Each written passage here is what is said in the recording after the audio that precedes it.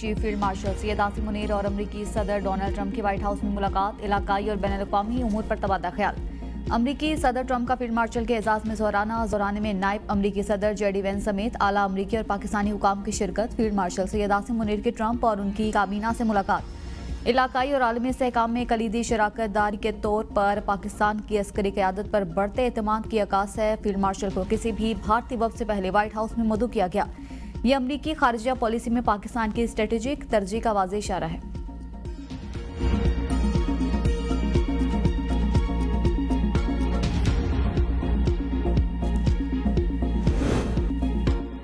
अमरीकी सदर ट्रंप पाकिस्तान के दिलदादा, मीडिया से गुफ्तगू में कहा, पाकिस्तान को पसंद करता हूं, पाकिस्तानी बहुत अच्छे लोग हैं। मैंने पाकिस्तान और भारत के दरमियान जंग रुकवाई। पाकिस्तान के आर्मी चीफ ने जंगबंदी में मौसर किरदार अदा किया।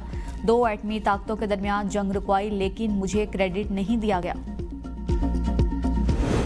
अमरीकी सदर के एक बार फिर ईरान को गैर मशरूत हथियार डालने की वार्निंग। ट्रंप का कहना है, कोई नहीं जानता अमरीका ईरान पर हमला करेगा या नहीं। अब ईरान का दिफा खत्म हो चुका, उनकी फिजा हमारे कंट्रोल में है। हम उनके सारे न्यूक्लियर असासे तबाह करने जा रहे हैं। जंग में बहुत कुछ बुरा भी होता है।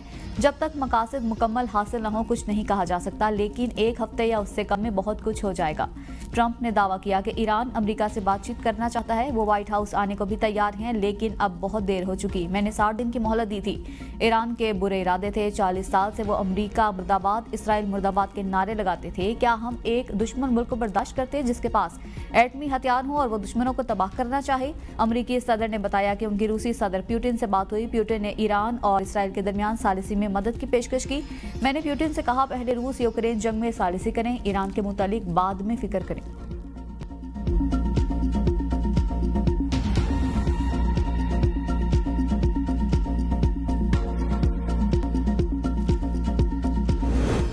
अमरीका सुन ले, ईरान सरेंडर नहीं करेगा। ईरानी सुप्रीम लीडर आयतुल्लाह खामनाई का ट्रंप को 2 टोक जवाब।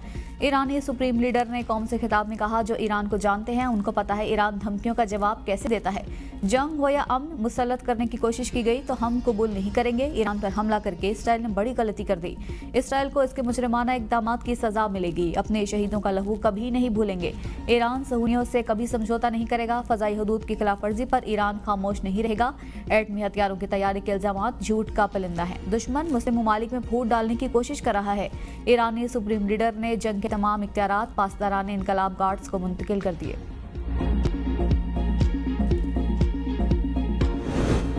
वज़ीर-ए-आज़म शहबाज शरीफ ने इसराइल को आलमी अमन के लिए खतरा करार दे दिया। काबीना इजलास से खिताब में कहा, इसराइल की ईरान पर खुली जारियत खित्ते के लिए खतरनाक है।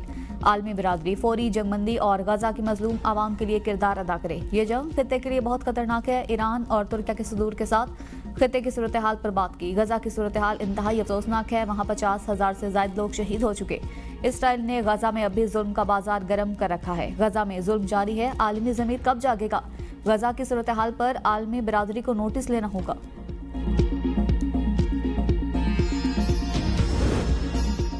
वज़ीर ख़ारिजा इसहाक़ डार और ईरानी हम मनसब के दरमियान टेलीफोनिक राबिता, इसराइल जारियत पर तबादला ख्याल। ईरानी वज़ीर ख़ारिजा ने पाकिस्तानी हुकूमत और आवाम की जानिब से ईरान के साथ इजहारी यकजहती पर उनका शुक्रिया अदा किया।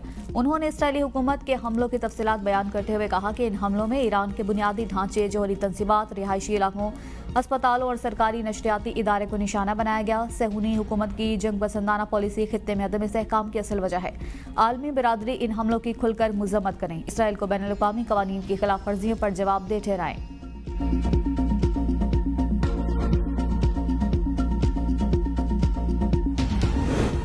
रूस ने इसराइल के ईरान पर हमलों को गैर कानूनी करार दे दिया। रूसी सदर पुतिन का इमाराती हम मनसब को टेलीफोन। मशरिक़ वस्ता की बिगड़ती हुई सूरत हाल पर तफसीली तबादला ख्याल। रूसी सदर की ईरान इसराइल तनाज़े को हल करने के लिए सालिसी की पेशकश। कहा, खित्ते के दीगर रहनुमाओं के साथ मिलकर अपना किरदार अदा करने के लिए तैयार हैं। डिप्टी वज़ीर ख़ारिजा ने कहा कि अमरीका इस जंग से दूर रहे। ईरानी जौहरी तंसीबात पर इसराइली हमले नाकाबिले कबूल हैं। यूरोपीय यूनियन, फ्रांस और बरतानिया ईरान और इसराइल के दरमियान सालिसी का किरदार अदा करने के लिए तैयार। मुश्तरका बयान में कहा, ईरान को फौरी तौर पर मुज़ाकरात की मेज़ पर वापस आना चाहिए। हुरिकेन कशीदगी में इजाफे से गुरेज करे। यूरोपीय यूनियन और बरतानिया का बयान।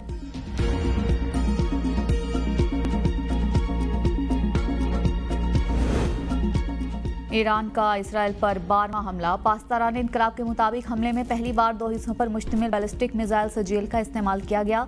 ईरान ने इसराइल का जदीद हम्स 900 अस्करी ड्रोन मार गिराया। इसराइल की तस्दीक, फतह 1 हाइपरसोनिक मिसाइल का भी इस्तेमाल। इसराइली दिफाई निज़ाम बेबस। तल अवीव में धमाके से दर्जनों इमारतों और गाड़ियों को आग लग गई। मकबूजा बैतुल मकदस, Haifa, Golan Heights, Ashkelon, Meron airbase और शेरून में धमाके। पाकिस्तानी इनकलाब के मुताबिक इन फजाई अड्डों को निशाना बनाया गया जो ईरान शहरियों और बुनियादी ढांचे पर दहशतगर्द हमलों के लिए इस्तेमाल किए गए थे। ईरानी अफवाज की इसराइली शहरियों को हिफा और तल अवीव छोड़ने का हुक्म। वाशिंगटन पोस्ट का कहना है कि इसराइली एयर डिफेंस सिस्टम दबाव का शिकार हो गया है। 10 से 20 दिन चल सकेगा। ईरान के जवाबी हमलों में हलाक इसराइलियों की तादाद 27 हो गई, 800 से जायद जख्मी।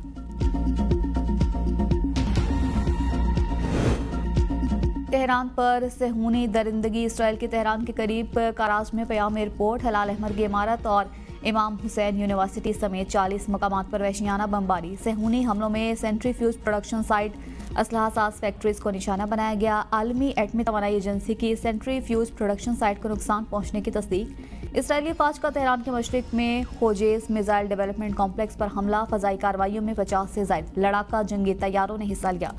इसराइली फजाइया का ईरान के शहर कोमांचा में फौजी अड्डे पर हमले में 3 ईरानी फौजी हेलीकॉप्टर्स को तबाह करने का दावा। इसराइली फौज ने 6 रोज में ईरान के अंदर 1100 अहदाफ को निशाना बनाने और फजाई बर्तरी हासिल होने का दावा किया है। सेहूनियों के ईरान में बेगुनाह शहरियों पर हमले में 585 ईरानी शहीद, मुतादिद जख्मी हुए। गैर मुल्की तंजीम ह्यूमन राइट्स एक्टिविस्ट ने दावा किया है कि शोहदा में 239 आम शहरी और 126 फौजी एहलकार शामिल। पाकिस्तान जंग चाहता है न हम मुज़ाकरात के लिए बेचैन हैं। Chairman peoples party Bilawal Bhutto Zardari ने भारतीय सेक्रेटरी खारजा के बयान पर रद्द-ए-अमल में कहा कि भारत इस वक्त बुरी तरह हारा हुआ है। भारत ने अफसोस के साथ पायदार अमन की तमाम कोशिशों की मुज़ाहमत की। अमन दोनों ममालिक के मुफाद में है। पाक भारत तनाज़ात का कोई फौजी हल नहीं। भारत का पानी को हथियार बनाना और मकबूजा जम्मू कश्मीर में जबर किसी तौर कबूल नहीं। भारत की तरफ से दहशतगर्दी को सियासी टूल के तौर पर इस्तेमाल करना दुरुस्त नहीं। आगे का रास्ता ईमानदाराना सिफारतकारी है, इनकार में नहीं। भारत कश्मीर पर जबर और दहशतगर्दी की सियासत कर रहा है। पाकिस्तान से शर्मनाक शिकस्त के बावजूद मोदी सरकार के सर पर जंगी जुनून सवार। तनाज़े के हल के लिए तीसरे फरीक के सालिसी कबूल करने से इनकार कर दिया। अमरीकी सदर ट्रंप और भारतीय वज़ीर आज़म मोदी के दरमियान टेलीफोनिक राबिता। भारतीय सेक्रेटरी खारजा विक्रम मिस्री के मुताबिक मोदी ने ट्रंप को कहा, पाकिस्तान से तनाज़े पर भारत तीसरे फरीक की सालिसी कबूल करता है न करेगा। नरेंद्र मोदी ने मुज़ाकरात से इनकार करते हुए ट्रंप को कहा है कि ऑपरेशन सिंदूर ताहाल जारी है। मोदी ने कनाडा से वापसी पर ट्रंप की मुलाकात की दावत भी कबूल नहीं की।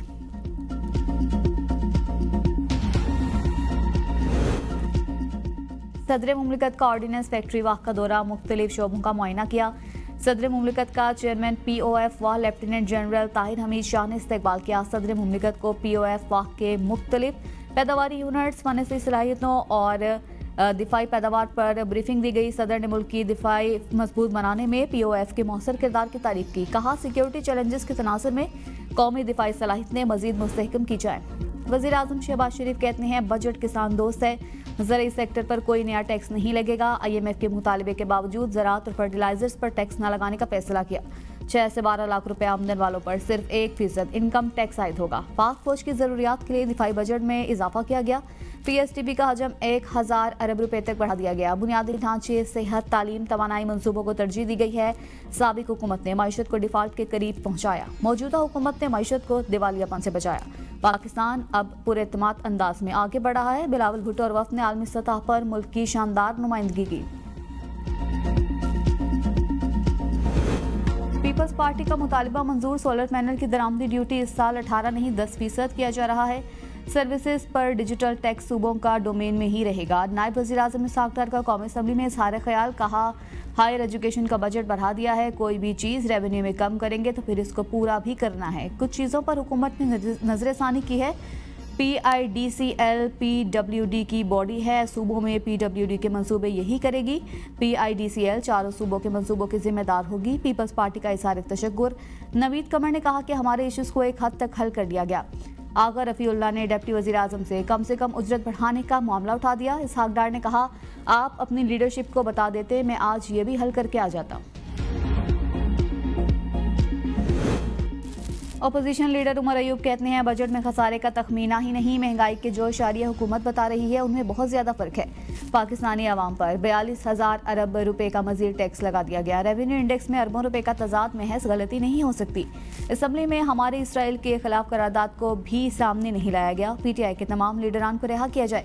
असद कैसर ने कहा ईरान के हवाले से हुकूमती पॉलिसी पर पार्लियामेंट को एतमाद में लिया जाए। अली जफर बोले बानी ने कहा है हम जाली केसेस के खिलाफ जंग लड़ रहे हैं और लड़ते रहेंगे। जरताज गुल ने कहा बजट में आवाम को रिलीफ नहीं दिया गया। सेनेट कायमा कमेटी बराए खजाना का इजलास। नॉन फाइलर्स के एक दिन में 50,000 रुपए से जायद रकम बैंक से निकलवाने पर विद होल्डिंग टैक्स 1% कम करने की मंजूरी। तनख्वाहदार तबके की आमदन पर इनकम टैक्स की तजावीज़ भी मंजूर। सेनेटर शाहजेब दुरानी ने कहा रकम को बढ़ाकर 75,000 रुपए कर दिया जाए। चेयरमैन FPR ने बताया 50,000 के हिसाब से माहाना 15 लाख रुपए बनते हैं, ताहम माहाना 15 लाख रुपए से जायद हर कोई नहीं निकालता। किसी मुल्क में नॉन फाइलर्स नहीं, पाकिस्तान वाहिद मुल्क है जिसने नॉन फाइलर्स की इख्तरा निकाली। लोग जुर्माना देने को तैयार हैं लेकिन फाइलर नहीं बनते। 24 करोड़ का मुल्क है, हमें दुरुस्त समत में जाना है। वज़ीर खजाना की कायमा कमेटी खजाना में ब्रीफिंग। कमेटी की सालाना 12 लाख रुपए तक आमदनी पर इनकम टैक्स सिफर करने की सिफारिश। चेयरमैन FPR राशिद लंगड़ियाल ने कहा कि आइंदा स्टॉक मार्केट में सरमायाकारी FPR की मंजूरी से मशरूत होगी। नॉन फाइलर्स को सरमायाकारी की इजाज़त नहीं दी जाएगी। लाहौर जिमखाना और इस्लामाबाद क्लब समेत तमाम क्लब्स की आमदनी पर टैक्स आयद किया जाएगा।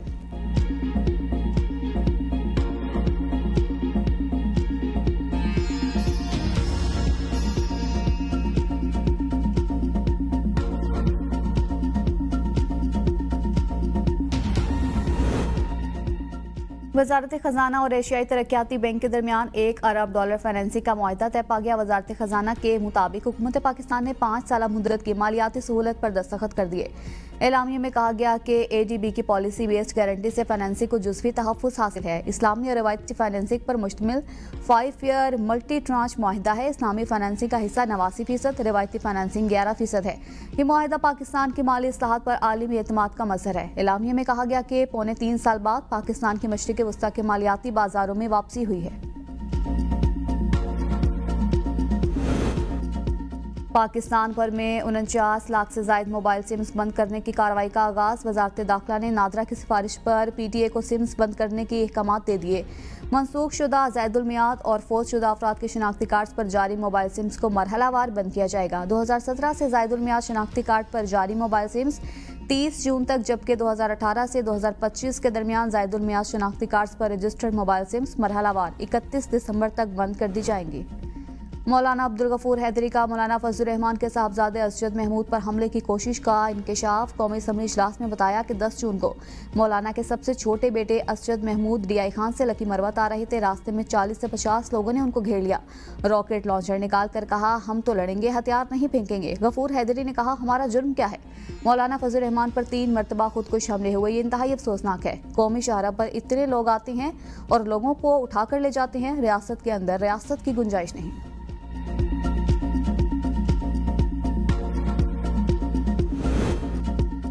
ईरान इसराइल कशीदगी। पाकिस्तानियों के ईरान से वापसी का सिलसिला तेज। मजीद 500 से ज्यादा पाकिस्तानी शहरी तफ्तान बॉर्डर पहुंचे, जिनमें ज़ायरीन, मजदूर, ताजिर और तलबा शामिल हैं। लेवी ज़राए के मुताबिक आज मजीद 250 पाकिस्तानियों को तफ्तान बॉर्डर से उनके घरों की जानिब रवाना कर दिया गया। बॉर्डर पर तमाम ज़रूरी सहूलियात फराहम की जा रही हैं। अब तक मजमूई तौर पर 1450 से ज्यादा पाकिस्तानियों को मुख्तलिफ इलाकों की तरफ रवाना किया जा चुका। नायब वज़ीर आज़म इसहाक़ डार की ज़ेर सदारत ज़ायरीन की वापसी से मुतल्लिक़ अहम इजलास। वज़ीर ख़ारजा को ज़ायरीन की वापसी के इक़दाम पर ब्रीफिंग दी गई। इसहाक़ डार की ज़ायरीन की जल्द वतन वापसी के लिए इक़दाम तेज़ करने की हिदायत। तर्जुमान दफ्तर ख़ारजा का कहना है कि पाकिस्तान और ईरान के दरमियान तमाम बॉर्डर क्रॉसिंग मुकम्मल फ़ाल हैं। पाक ईरान सरहद की बंदिश से मुतल्लिक़ खबरें गुमराहकुन और झूठी हैं।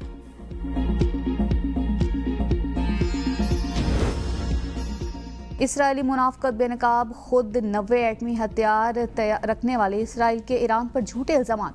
आलमी इदारे ने सेहूनियों के दोगलेपन का भांडा फोड़ दिया। Stockholm international peace research institute की ताज़ा रिपोर्ट में कहा गया इसराइल ने ईरान पर हमले के लिए झूठा जवाब खड़ा। इसराइल एटम बम रखने के बावजूद इसका इतराफ़ नहीं करता। इसराइल ने अपने जौहरी हथियारों को जदीद बनाने के प्रोग्राम का काम जारी रखा हुआ है। गुज़िश्ता साल इसराइल ने जौहरी सलाहियत वाले जेरिको मिसाइल का तजुर्बा किया। इसराइल डिमोना जौहरी प्लांट पर प्लूटोनियम की अफसूदगी को भी बढ़ा रहा है। इंटरनेशनल एटॉमिक एनर्जी एजेंसी की ईरान में सेंट्रीफ्यूजिस की तैयारी के 2 मराकज़ पर हमले की तस्दीक। इसराइल ने गुज़िश्ता रात ईरान में सेंट्रीफ्यूजिस की तैयारी के मराकज़ पर हमले किए थे। सेंट्रीफ्यूज ऐसी मशीनें होती हैं जो यूरेनियम को अफसूदा करती हैं। अफसूदा यूरेनियम को बिजली घर चलाने के लिए ईंधन बनाने के साथ साथ एटमी हथियार बनाने में भी इस्तेमाल किया जा सकता है। IAEA के मुताबिक तेहरान रिसर्च सेंटर में एक इमारत को निशाना बनाया गया, जहां न सिर्फ सेंट्रीफ्यूजिस के लिए मोटर्स बनाई जा रही थी बल्कि उन्हें टेस्ट भी किया जा रहा था। ईरानी शहर करज में ईरान सेंट्रीफ्यूजिस टेक्नोलॉजी कंपनी में 2 इमारतें तबाह हुई हैं, जहां सेंट्रीफ्यूज की तैयारी में मदद देने वाले आलात बनाए जा रहे थे। बैनुल-अक़वामी इदारे का कहना है माजी में ईरान के साथ जौहरी मुआहदे के तहत IAEA दोनों मराकज़ की निगरानी कर रहा था।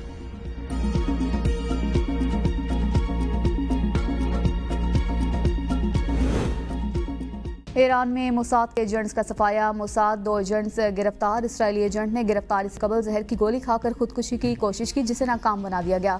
सूबे लरिस्तान से भी 5 मुबैना जासूस गिरफ्तार, अफगान शहरी भी शामिल। ईरान शहरियों की निशानदेही पर ड्रोन से भरी एक और गाड़ी भी कब्जा कर लिया गया। ड्रोन तैयार करने की ईरान के सबसे बड़े क्रिप्टो एक्सचेंज नेटवर्क नोबीटेक्स पर साइबर हमला, $48 मिलियन चोरी कर लिए गए। ईरानी हुकाम का कहना है तेहरान के 2 निजी बैंक पर भी साइबर हमले किए गए। बैंकों पर होने वाले साइबर हमलों को नाकाम बना दिया गया। सार्फिन के डाटा चोरी पर कोई समझौता नहीं करेंगे।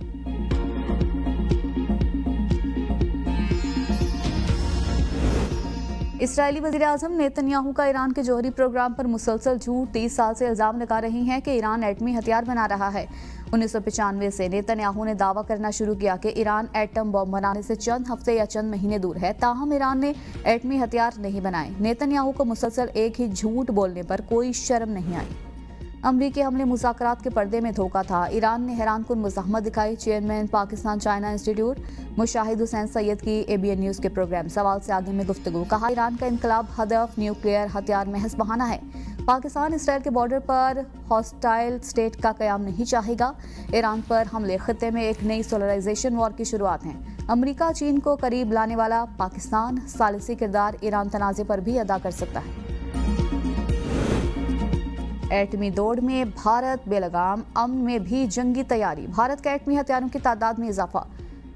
सिप्री रिपोर्ट ने खतरनाक इंकशाफात से दुनिया को हिला कर रख दिया। रिपोर्ट के मुताबिक इंडिया के पास पाकिस्तान के मुकाबले में एटमी हथियारों की तादाद ज्यादा है। 2025 में भारत के वॉर हेड्स की तादाद 180 हो गई। पाकिस्तान के जौहरी वॉर हेड्स 172 पर बरकरार हैं। भारत अमन के हालात में भी लॉन्चर्स में बास वॉरहेड नस्ब करने की पॉलिसी बना चुका है।